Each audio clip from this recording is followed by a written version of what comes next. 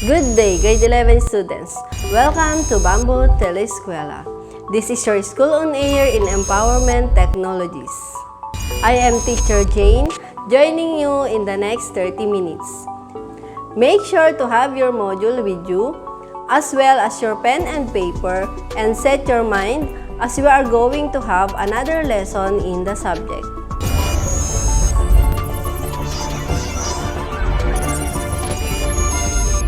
Today's episode, we will venture with online collaborative tools to develop an ICT content. But before we dig deeper to this lesson, let us have first a brief recapitulation of the previous topic. In the previous weeks, Teacher Menchu helped us discover the so-called online platforms, its nature and purpose in achieving a certain objective. She had clearly defined that online platforms are based of technologies designed to run within an online environment and provides interactivity among its users.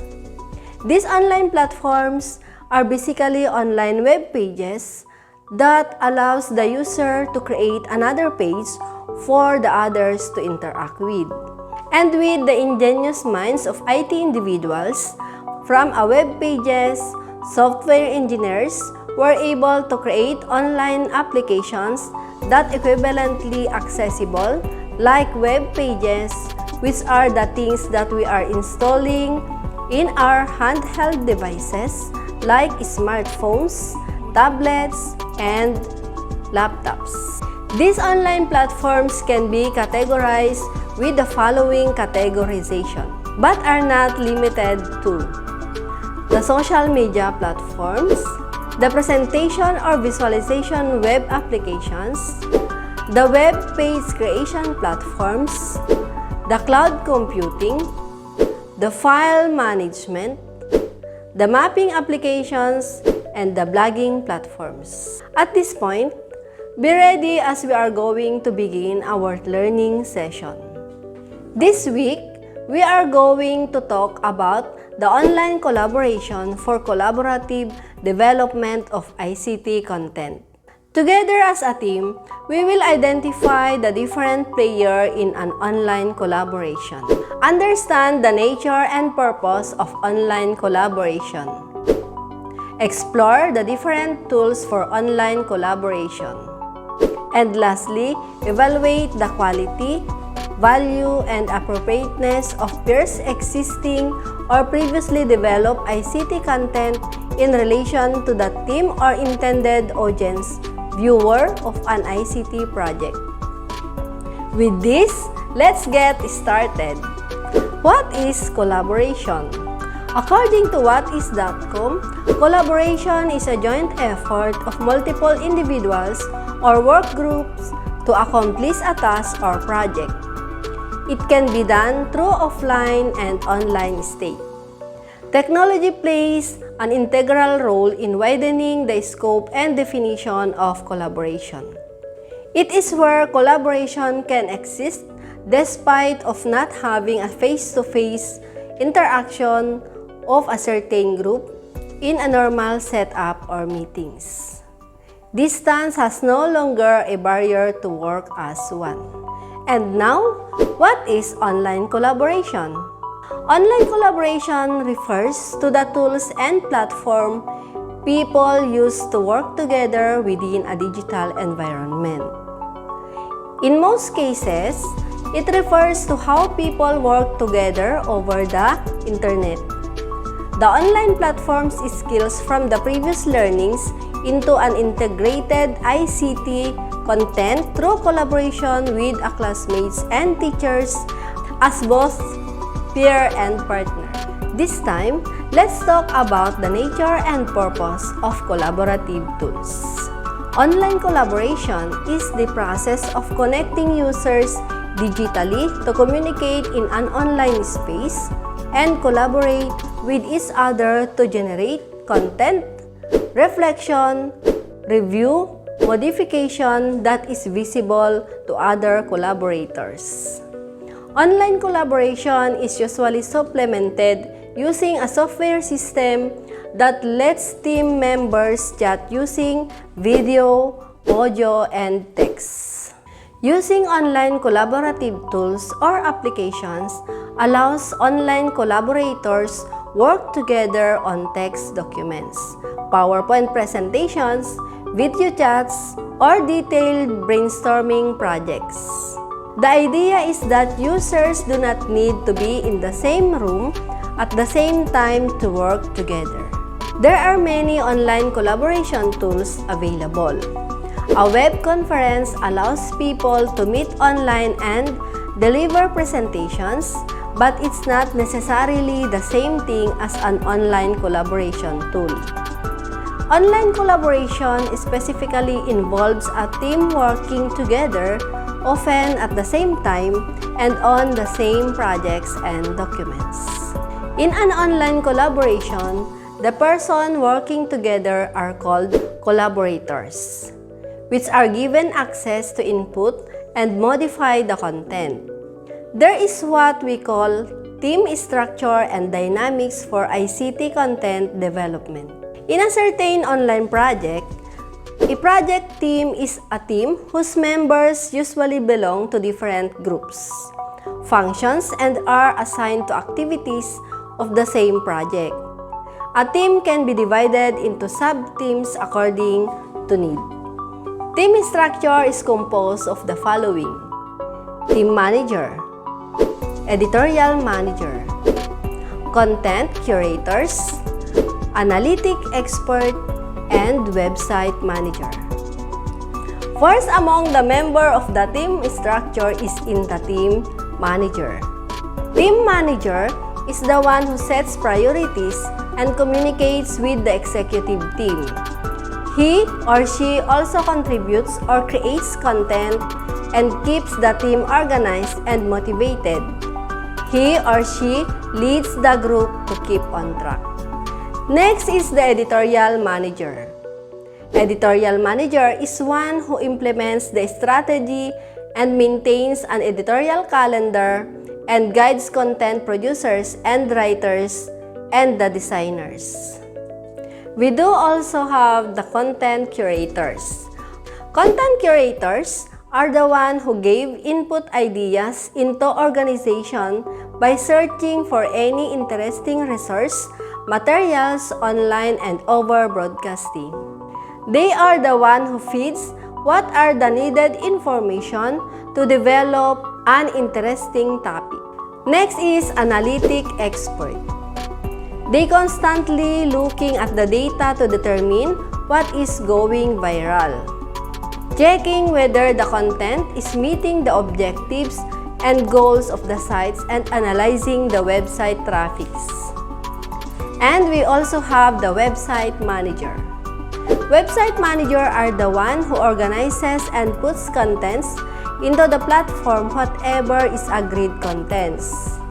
He or she makes a regular monitoring and update with the website's content. We also have the positions of writer, editor, producer, and designer. Writers are the one who writes a long or short-term content, a creative product of human mind which can be an article, literary pieces. We do also have the editor. They are the one who edits the work of the writer. Next is the producer. Producers are the one who creates video and audio outputs. And lastly, the designer. Designers are responsible of creating and layouting the visual content of the web page or the canvas. The positions of writer, contributor, and editor in the team can be combined with other positions, especially when there are only few members. And there are different online collaborative tools that a team can use to manage their work. These tools can be categorized according to its function, which can be as follows: voicemail, video call, email, instant messaging, social media, and cloud-based collaborative tools. First on the list is the online collaborative tools category is the voicemail. Voicemail is computer-based system that allows users and subscribers to exchange personal voices messages. The sender may record a voice and will send to the receiver's account. We do also the video call. Under this category, this requires the team players and members to have a multimedia sessions over internet where individuals can see the faces of their participants.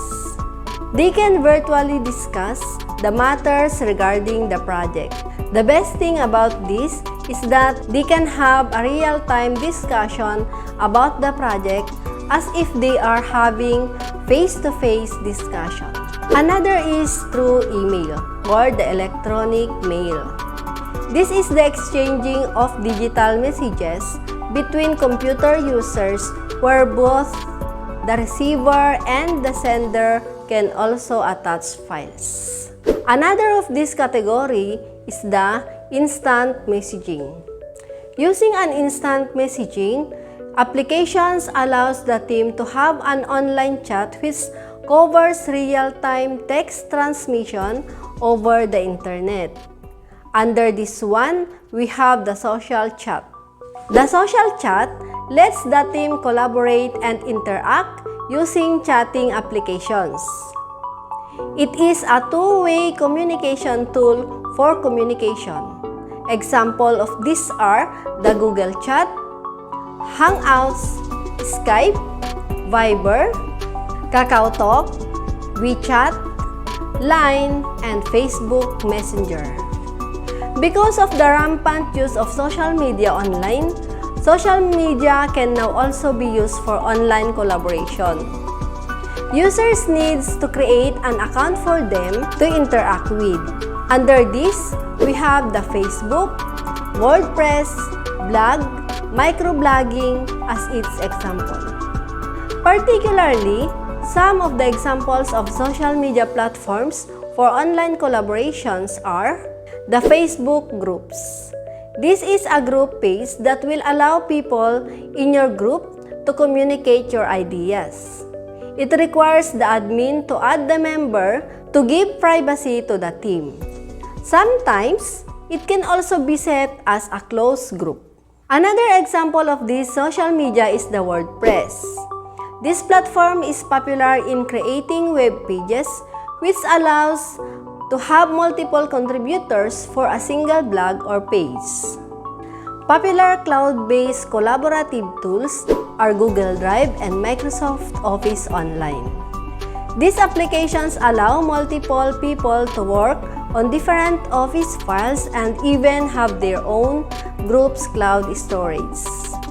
The good thing about this is it can be on a real-time base, meaning the group can input data on a single file and at the same time. Then, we have the project management for ICT content. Content Management System or CMS is a computer application that supports the creation and modification of digital content using a common user interface, thus usually supporting multiple users working in a collaborative environment. Some CMS are built on top of separate content management frameworks like Java, Microsoft ASP.NET, PHP, MySQL, JavaScript, and Perl. Examples of CMS are WordPress. It is a free and open source content management system based on PHP and MySQL. Second is the Joomla. It is a free and open source WCMS built on a MVC framework. Joomla is written in PHP and offers features such as caching, RSS feeds, blogs, search and support for language internationalization. And lastly, Drupal. It is a free open source content management framework written in PHP and distributed under the GNU General Public License. provides a back-end framework for at least 2.2% of all websites worldwide. Part of the online collaborative team is the content curator, who is responsible for curating existing content for use on the web. But what is content curation? Content curation is the act of discovering, gathering, and presenting digital content that surrounds a specific subject matter. That is according to Mulan in the year 2011. This can be blogs, images, audio, and video from different sources. Example of these tools to curate content for social media and newsletters. Examples of these are Pinterest. It is a web and mobile application company that operates a photo sharing website. Uses pins to curate images, items, moments, and quotes. Next is Trapit. It is a comprehensive content curation service for business that offers content, discovery, curation, and publishing to web and social channels through its web applications. And lastly, Feedly. It is a news aggregator application for various web browsers and mobile devices.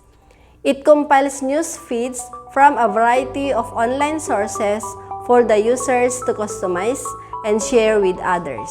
I hope that you were able to understand the key concepts regarding the online collaboration for teamwork. Again, let us have a quick review of the things that we have discussed for today's episode. Online collaboration refers to the tools and platforms people use to work together within a digital environment. It is the process of connecting users digitally to communicate in an online space and collaborate with each other to generate content, reflection, review, modification that is visible to other collaborators.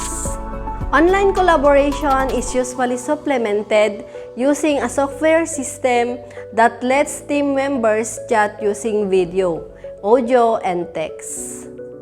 Online collaborative tools can be categorized as follows: voicemail, video call, email, instant messaging, social media, and cloud-based collaborative tools.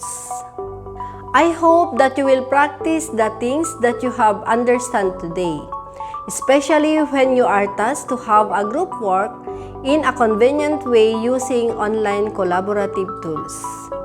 Work done faster when you work collaboratively. Remember that you can improve your skills, so continue investing time to explore with our ICT tools. Continue reading and scanning your module for further understanding. You may also start doing activities intended in order to apply the learnings that we have. If you still have questions and clarifications, write down in your module and or message your empowerment technology teacher. Remember that education must continue amidst the crisis. Again, this is Teacher Jane for Bamboo Telescuela, bringing education in the comfort of your home. Stay safe and goodbye.